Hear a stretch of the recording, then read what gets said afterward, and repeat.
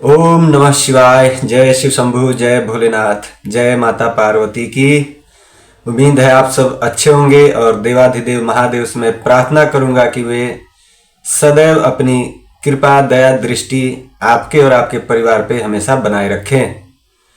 हमने पिछले कथा में एक सुना कि चंचुला और उसके पति बिंदुक कितने पापी थे दोनों, लेकिन मृत्यु के बाद चंचुला को शिवलोक प्राप्त हुआ और उसके पति को 50 योनि में विंध्याचल पर्वत पे भटकता रहा उसका पति।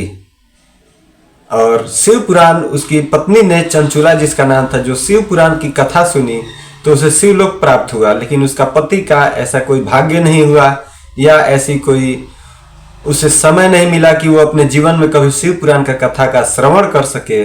और उसने इतने पाप किए थे कि उसके पापों का कष्ट निवारण नहीं हो पाया और वो 50 योनि में भटकता रहा। और वहीं उसकी पत्नी जो गई मंदिर में, वहां ब्राह्मणों के मुख से उसने शिव पुराण का कथा सुना, उसके पाप कटे और वो शिवलोक गई। और शिवलोक तो गई ही गई, वो माता पार्वती की सखी भी बन के शिवलोक में रहने लगी। और उसका पति 50 योनि में आकर विंध्याचल पर्वत पे भटकते रह रहा है। तो कथा को हम लोग छोड़ दिए थे क्योंकि कथा लंबी हो गई थी, तो सिर्फ चंचुला की कथा उसकी पत्नी की बताया मैंने कि कैसे उसे शिवलोक प्राप्त हुआ, कैसे मरने के बाद महादेव के गण जो दूत बोलते हैं वो आए और विमान पे, सुंदर विमान पे सजा के चंचुला को लेके गए शिवलोक, लेकिन उसका पति भटकते रहा। तो आगे अब कथा हम लोग बढ़ाते हैं कि कैसे चंचुला ने अपने पति को भी 50 योनि से छुटकारा पर दिलाकर शिवलोक में लेकर आई। ये कथा हम लोग शिव पुराण से ही सुन रहे हैं, तो आप भी इस कथा का श्रवण करें और अपने भाग्य को उज्जवल करें, क्योंकि यह कथा सबके भाग्य में नहीं मिलती है। जब चंचुला समस्त सुख का अनुभव करने लगी कैलाश पर्वत पे, उसके बाद से सौनक जी सूत जी से पूछते हैं कि आप धन्य है प्रभु, आपकी बुद्धि भगवान शिव में लगी हुई है, आपने कृपा पूर्वक यह शिव भक्ति को बढ़ाने वाली अद्भुत कथा सुनाई।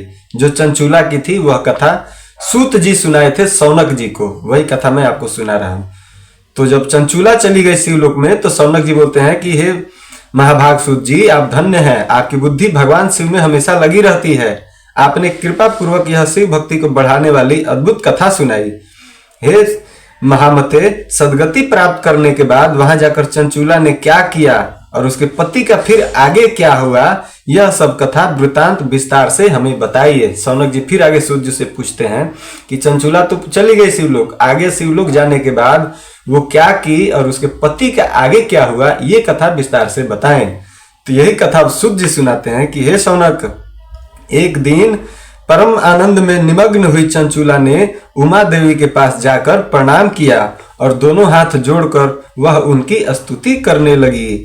चंचुला क्या कहती है माता पार्वती से कि हे गिरजानंदिनी, हे स्कंद माता, मनुष्यों ने सदा आपकी सेवा की है, समस्त सुखों को देने वाली हे शंभु प्रिय, हे ब्रह्म स्वरूपिणी, आप विष्णु और ब्रह्मा आदि देवताओं द्वारा सेव्य हैं, अर्थात आप पूजनीय हैं। आप ही सगुणा और निगुणा भी हैं तथा आप ही सूक्ष्म सच्चिदानंद स्वरूपिणी आधा प्रकृति हैं। आप ही संसार की सृष्टि, पालन और संहार करने वाली हैं। तीनों गुणों का आश्रय भी आप ही हैं। ब्रह्मा, विष्णु और महेश्वर, इन तीनों देवताओं का आवास स्थान तथा उनकी उत्तम प्रतिष्ठा करने वाली पराशक्ति आप ही हैं। ये चंचुला माता पार्वती की वंदना कर रही है। सूत जी बोलते हैं कि हे सौनक, जिसे सदगति प्राप्त हो चुकी थी वह चंचुला इस प्रकार महेश्वर पत्नी माता उमा की स्तुति करके सिर झुकाए चुप हो गई। उसके नेत्रों में प्रेम के आंसू उमड़ आए चंचुला के। तब करुणा से भरी हुई शंकर प्रिया भक्त वत्सला माता पार्वती ने चंचुला को संबोधित करके बड़े प्रेम से इस प्रकार कहने लगी। माता पार्वती अब चंचुला से क्या कहती है, क्योंकि चंचुला तो अब सखी हो गई है माता पार्वती की। पार्वती माता कहती है, हे सखी चंचुले, हे सुंदरी, मैं तुम्हारी की हुई इस स्तुति से बहुत प्रसन्न हूँ। बोलो क्या वर मांगती हो, तुम्हारे लिए मुझे कुछ भी अदेय नहीं है, अर्थात ऐसा कुछ भी नहीं है जो मैं तुम्हें नहीं दे सकती हूँ। तब सूत जी कहते हैं कि पार्वती जी के इस प्रकार कहने पर चंचूला उन्हें प्रणाम करके दोनों हाथ जोड़कर मस्तक होकर प्रेम पूर्वक पूछने लगी। चंचूला क्या पूछती है माता से कि हे निष्पाप गिरजा कुमारी, मेरे पति बिंदुक इस समय कहाँ हैं? उनकी कैसी गति हुई है यह मैं नहीं जानती माता। कल्याणमयी दिन वत्सले, मैं अपने उन पति देव से जिस प्रकार संयुक्त हो सकूं, कृपा करके वैसा ही उपाय बताइए। हे महेश्वरी, हे महादेवी, मेरे पति एक शूद्र जातीय वैश्या के प्रति आसक्त थे और पाप में ही डूबे रहते थे। उनकी मृत्यु मुझसे पहले ही हो गई थी। वे न जाने किस गति को प्राप्त हुए। चंचूला अपनी माता पार्वती से पूछती है कि मेरे पति तो मुझसे पहले ही मर गए हैं, उनकी क्या गति हुई है ये मुझे नहीं पता है। हे माता, आप मुझे बताइए। यहाँ पे फिर सूत जी कहते हैं शौनक जी से कि चंचूला का यह वचन सुनकर नीति वत्सला हिमालय पुत्री देवी पार्वती जी ने अत्यंत प्रेम पूर्वक यह उत्तर दिया। अब माता पार्वती क्या उत्तर देती हैं इसको सुने। माता कहते हैं कि हे सुते, तुम्हारा बिंदु नाम वाला पति बड़ा ही पापी था, उसका अंतःकरण बड़ा ही दूषित था। वैश्या का उपभोग करने वाला वह महामूढ़ मरने के बाद नरक में पड़ा। अगणित वर्षों तक नरक में नाना प्रकार के दुख भोग कर वह पापात्मा अपने शेष पापों को भोगने के लिए विंध्या पर्वत पर पिचास हुआ है। इस समय वह पिचास की अवस्था में ही है और नाना प्रकार के कलेश उठा रहा है। वह दुष्ट वही वायु पीकर रहता है और सदा सब प्रकार के कष्ट सहता है। माता पार्वती ने मरने के बाद बताया कि तुम्हारे पति नरक में कितने वर्षों तक कष्ट सहे, वहां पे पाप झेले, वहां पे दुख झेले, सहे, कष्ट सहे, और वो सहने के बाद भी अब वो पिचास योनि में जाकर विंध्याचल पर्वत पे भटक रहा है। सूत जी फिर कहते हैं शौनक जी से कि हे शौनक जी, गौरी देवी की यह बात सुनकर उत्तम व्रत का पालन करने वाली वह चंचूला उस समय पति के महान दुख से वो भी दुखी हो गई। फिर मन को स्थिर करके उस ब्राह्मण पत्नी ने व्यथित हृदय से महेश्वरी को प्रणाम करके पुनः पूछा। क्या चंचूला फिर माता पार्वती से पूछती है कि हे महेश्वरी महादेवी, मुझ पर कृपा कीजिए और दूषित कर्म करने वाले मेरे उस दुष्ट पति का अब उद्धार कर दीजिए। हे देवी, कुत्सित बुद्धि वाले मेरे उस पापात्मा पति को किस उपाय से उत्तम गति प्राप्त हो सकती है, यह शीघ्र बताइए। मैं आपको नमस्कार करती हूँ। अब चंचूला अपनी पति को कैसे उसके पति का पाप धुल जाए और वो पिचास योनि से छूटकर परम गति पावे, इसका उपाय वो स्वयं माता पार्वती से पूछती है। सूत जी कहते हैं कि यही उसकी बात सुनकर भक्त वत्सला पार्वती जी अपनी सखी चंचूले को प्रसन्न होकर ऐसा कहने लगी। माता पार्वती जी क्या कहती हैं कि तुम्हारा पति यदि शिव पुराण की पुण्यमयी उत्तम कथा सुने तो सारी दुर्गति को पार करके वह उत्तम गति की भागी हो सकता है। अमृत के समान मधुर अक्षरों से युक्त गौरी देवी का यह वचन आदर पूर्वक सुनकर चंचूला ने हाथ जोड़कर मस्तक झुकाकर उन्हें बारंबार प्रणाम किया और अपने पति के समस्त पापों की शुद्धि तथा उत्तम गति की प्राप्ति के लिए पार्वती देवी से यह प्रार्थना की कि मेरे पति के शिव पुराण सुनाने की व्यवस्था माता की जाए। चंचूला माता पार्वती से कहते हैं कि माता, कुछ ऐसी व्यवस्था करो कि मेरा पति शिव पुराण कथा का श्रवण कर सके। सूत जी कहते हैं उस ब्राह्मण पत्नी के बारंबार प्रार्थना करने पर शिव प्रिया गौरी देवी को बड़ी दया आई। उन भक्तवत्सला महेश्वरी गिरजा कुमारी ने भगवान शिव की उत्तम कीर्ति का गान करने वाले गंधर्वराज तुम्ब्रु को बुलाकर उनसे प्रसन्नता पूर्वक इस प्रकार कहा।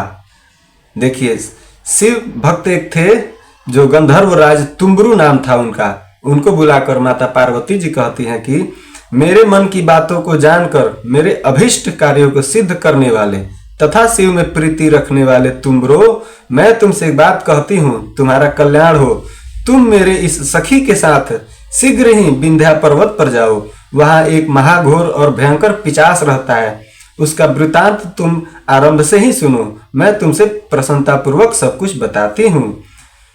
पूर्व जन्म में वह पिचास बिंदुक नामक ब्राह्मण था। वह मेरी इस सखी चंचूला का पति था, परंतु वह दुष्ट वैश्यागामी हो गया। स्नान संध्या आदि नित्य कर्म छोड़कर वह अपवित्र रहने लगा। क्रोध के कारण उसकी बुद्धि पर मूढ़ता छा गई। वह कर्तव्य का कर्तव्य विवेक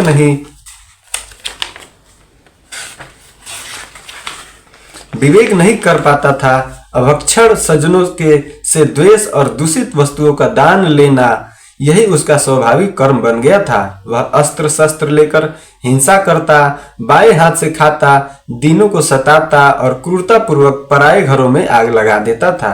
वह चंडालों से प्रेम करता और प्रतिदिन वेश्या के संपर्क में रहता था। वह बड़ा दुष्ट था।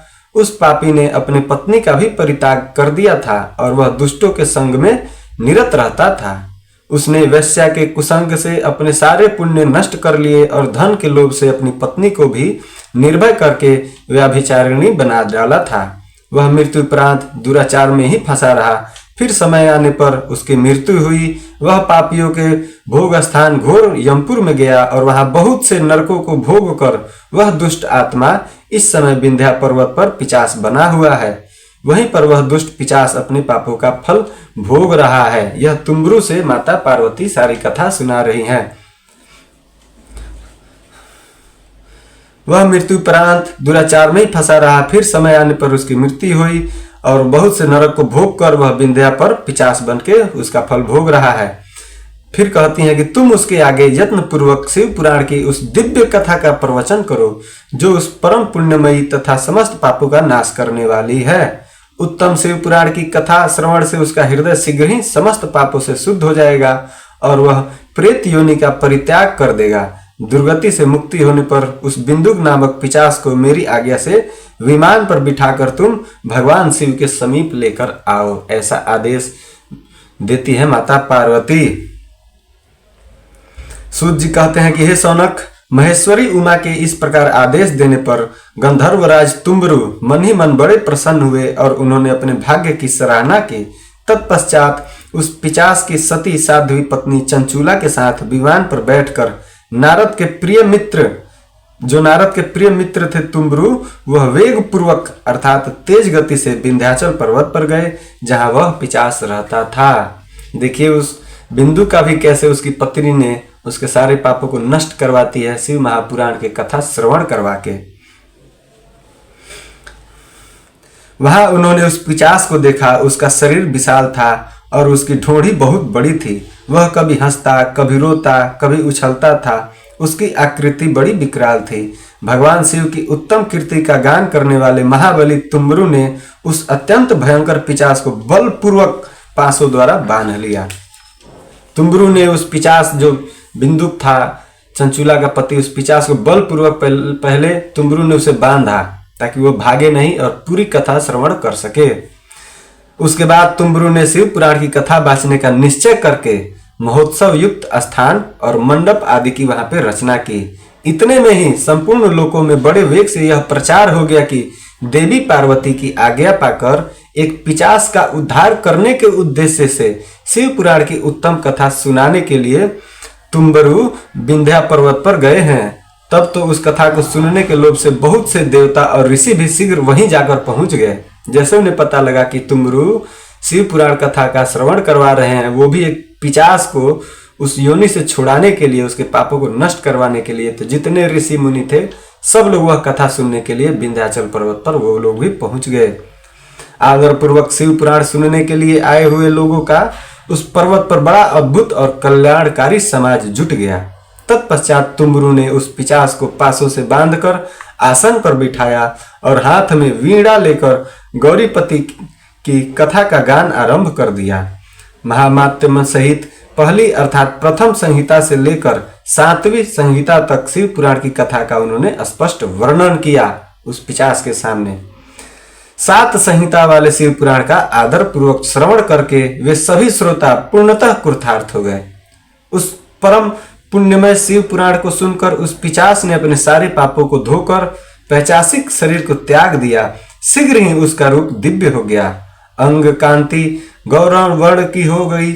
शरीर पर श्वेत वस्त्र तथा सब प्रकार के पुरुषोचित आभूषण उसके अंगों को उद्भासित करने लगे। अर्थात यह कथा समाप्त होने के बाद वो पिशाच योनि को त्याग दिया और बहुत सुंदर उसका शरीर हो गया और बहुत से गहने जो थे उसके शरीर पे सुशोभित होने लगे। वह त्रिनेत्रधारी चंद्रशेखर रूप हो गया। इस प्रकार दिव्य देहधारी होकर श्रीमान बिंदुक अपनी भार्या चंचूला के साथ स्वयं भी पार्वती पति भगवान शिव के दिव्य चरित्र का गुणगान करने लगा। उसकी स्त्री को इस प्रकार दिव्य रूप से सुशोभित देखकर वे सभी देवता और ऋषि बड़े विस्मित हुए। उनका चित्त परम आनंद से परिपूर्ण हो गया। भगवान महेश्वर का वह अद्भुत चरित्र सुनकर वे सभी श्रोता परम कृतार्थ हो गए। प्रेम पूर्वक श्री शिव का यशोगान करते हुए वे अपने अपने धाम को चले गए। दिव्य रूपधारी श्रीमान बिंदुक भी सुंदर विमान पर अपनी प्रियतमा के साथ बैठकर सुख पूर्वक आकाश में स्थित हो परम धाम का शोभा पाने लगा। देखिए शिव पुराण की कितनी शक्तिशाली है हमारा शिव पुराण, कि इतने पाप करने के बाद, वैश्यागामी होने के बाद लोगों को लूटता था, मारता था, पीटता था, घरों में आग लगा देता था, लोगों को ठगता था, वह नीच ब्राह्मण भी शिव महापुराण की कथा का श्रवण करने के बाद कितना सुंदर दिव्य शरीर पाया और शिवलोक को वो भी गया। और शिवलोक जाने के बाद महेश्वर के सुंदर एवं मनोहर गुणों का गान करता हुआ वह अपनी प्रियतमा तथा तुम्बरु के साथ शीघ्र ही शिवधाम में जा पहुंचा। वह भगवान महेश्वर तथा पार्वती देवी ने प्रसन्नता पूर्वक बिंदु का बड़ा सत्कार किया और उसे अपना गण बना लिया। उसकी पत्नी चंचुला पार्वती जी की सखी हो गई। उस घनीभूत ज्योतिष्य स्वरूप परमानंदमय सनातन धाम में अविचल निवास पाकर दोनों ही दंपति परम सुख हो गए।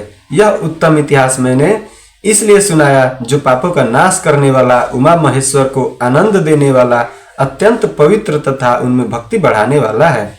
जो भी इसे भक्ति पूर्वक सुनता है अथवा एकाग्र चित्त होकर इसका पाठ करता है वह अनेक सांसारिक सुखों को भोग कर अंत में मुक्ति प्राप्त करता है। यही हमारी शिव पुराण कथा का लाभ है कि जो भी पढ़ता है वो अपने सारे पापों को नष्ट कर देता है और सब सुखों को भी भोगता है इस मृत्यु लोक में, और अंत में वह मुक्त होकर शिवलोक जाता है। ये कथा प्रमाण है कि कैसे चंचूला भी पापिनी थी, बहुत सारे उसने भी पाप किया था, उसका पति तो उससे भी बड़ा पापी था। लेकिन पहले चंचूला ने शिव महापुराण कथा का श्रवण किया तो वो माता पार्वती की सखी बनी, और अंत में उस पत्नी ने ही माता पार्वती से प्रार्थना करके, विनती करके शिव महापुराण कथा का श्रवण करवाया अपनी पति बिंदुक को। और उसका पति भी बिंदुक जो पिचास योनि में था वह शिव महापुराण कथा का श्रवण किया। उसके बाद से वह पिचास शरीर को त्याग दिया, सुंदर शरीर पाया, बहुत सारे गहने उसने आभूषण पहने और खुद विमान पे चढ़कर बिंदु और चंचूला अपनी पत्नी के साथ में वह शिव धाम गया और हमेशा के लिए वहीं पति पत्नी रह गए। चंचूला माता पार्वती की सखी बनी और बिंदु था वह शिव जी का गण बना और वहां पे निवास पाया। तो हमारे शिव महापुराण का कितना चमत्कारिक है ये, इसे पढ़ने के कितने लाभ हैं ये आप जानते हैं। इसलिए अपने जीवन में एक बार जरूर शिव महापुराण कथा का श्रवण एक बार जरूर करें। तो आज ये कथा मैंने पूरी कर दी। इसके दो भाग हैं। एक भाग में चंचूला का मैंने बताया है कि चंचूला कैसे पापिनी बनी और उसका पति कितना पापी था, अपनी पत्नी को भी कितना पापी बनाया। लेकिन अंत में पहली कथा में चंचूला को दिखाया है हमने कि कैसे वो परम धाम पाई, और अंत में इस कथा में हमने ये भी दिखाया कि कैसे चंचूला ने अपनी पति को भी परम धाम दिलवा दिया। तो यह है हमारे शिव महापुराण कथा श्रवण करने का लाभ। और अगर आपको यह कथा अच्छी लगनी ही चाहिए क्योंकि यह शिव पुराण से ही मैंने आपको सुनाया है, तो अच्छी लगे तो कमेंट में ओम नमः शिवाय जरूर लिखें। और अगर आप शिव भक्त हैं और भी चाहते हैं हमारे महादेव की लीलाओं को सुनने के आप इच्छुक हैं तो हमारे चैनल को सब्सक्राइब अवश्य कर लें। आज की कथा में इतना ही। जय शिव शंभु, जय भोलेनाथ।